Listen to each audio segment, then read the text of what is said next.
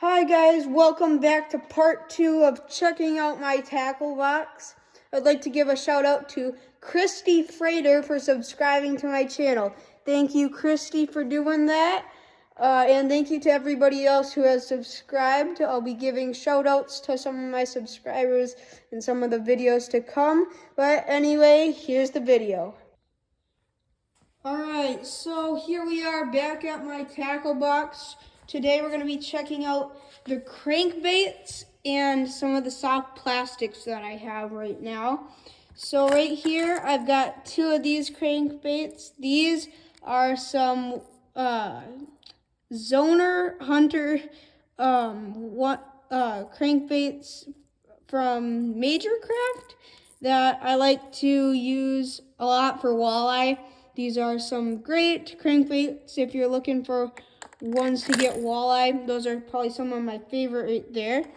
I've got this Walleye Nation, I'm pretty sure, crankbait. I also love using this for walleyes. I've got a couple of little Walmart square bill crankbaits that my brother got me for my birthday a couple years ago. Thank you to him.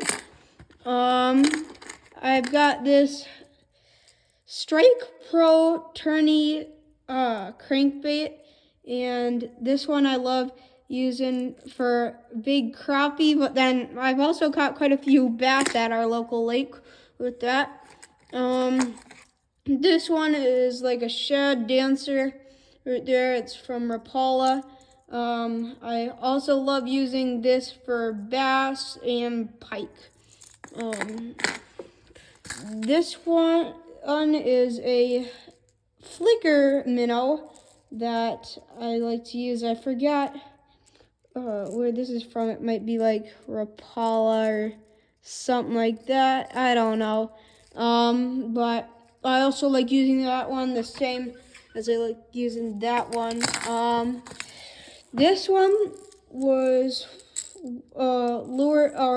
this is a Rapala Flicker Shad.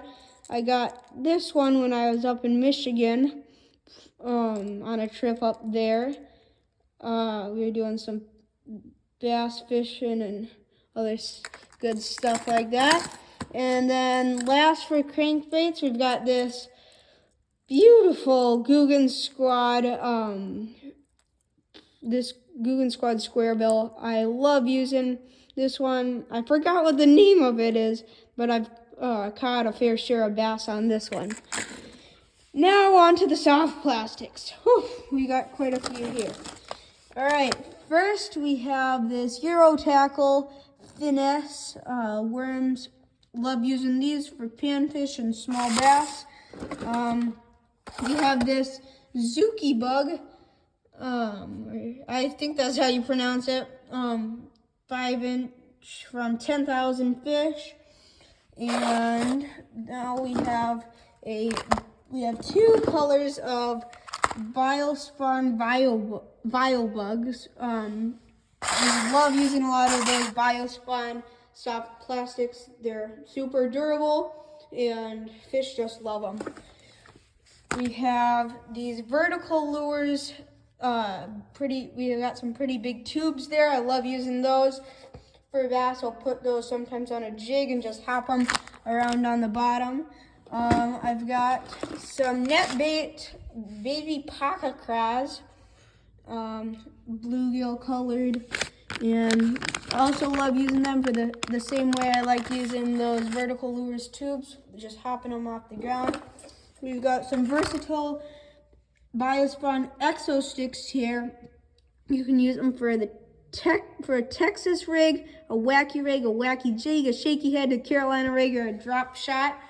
And I love using them for a lot for Texas rigs when I'm just hopping them around on the ground. I'll use them with those hooks that I like that I showed you in the last video. Here they are again.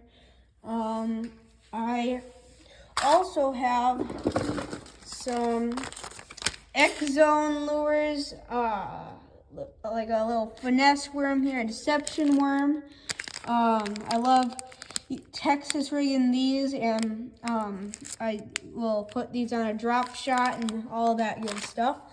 We got some plasma tails from Biospawn. I also like using those. You can use them Texas rig and a drop shot, or what I like to use them. You can also use them for a shaky head, but I really like Texas rig in a lot of my baits. I've got some Z-Man Smoky Shad Streaks, and I love how durable the Elastec is on these. It's crazy how durable they are. I love using these for walleye. I'll put these on some of the jigs that I have, and those are just walleye catching machines. I've got some Excite Baits little soft plastic grubs here. You use these for a lot of panfish, all sorts of panfish. I've got these Joko Shaker ones. I love using these as these little paddle tails as trailers for all these jigs I have up here, these bass jigs I've got up there. And sometimes I'll Texas rig them if I feel like it.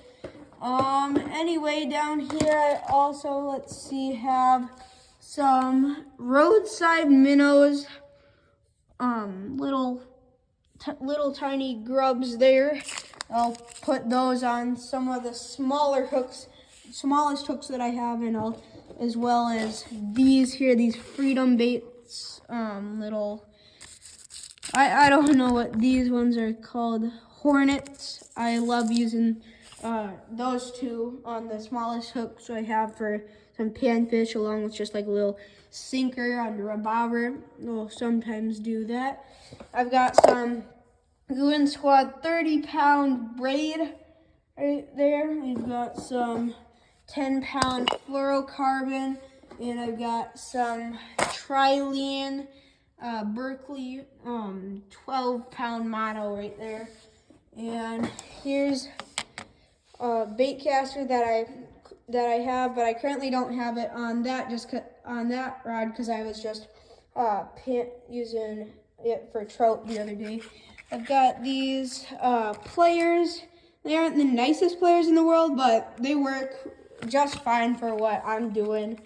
And they're still really good pliers. They're all metal, and you can clip them on and off of this. I of course have some flies here because we do live where there's a lot of rivers, so we go fly fishing up there, up in the rivers every once in a while. I've got a Rapala. I've got a little measuring tape here. I always have this with me. It really helps me so that I can find the exact length of my fish. I've got just like some bottom bouncers right there, some Mep slews. I use these for bass and pike up in the local lakes. I've got some of these little spinners. I mean, they probably aren't the best spinners out there, but I was up in Montana this last summer, and in South Dakota, and I was catching a ton of rainbow trout and cutthroats on those right there. And then for the flies, I have some gink, some floatant for those. I've got a grabber for the mouth of like some of the more toothy fish like pike, or even for some big bass. I keep that handy. And then I've got some more of those Meps and a few more fly containers, and that's about it for my soft plastics and crankbaits and some other like pliers and stuff. So thank you guys for watching this video, and subscribe, and I'll be doing part 3 again later today. So see you guys.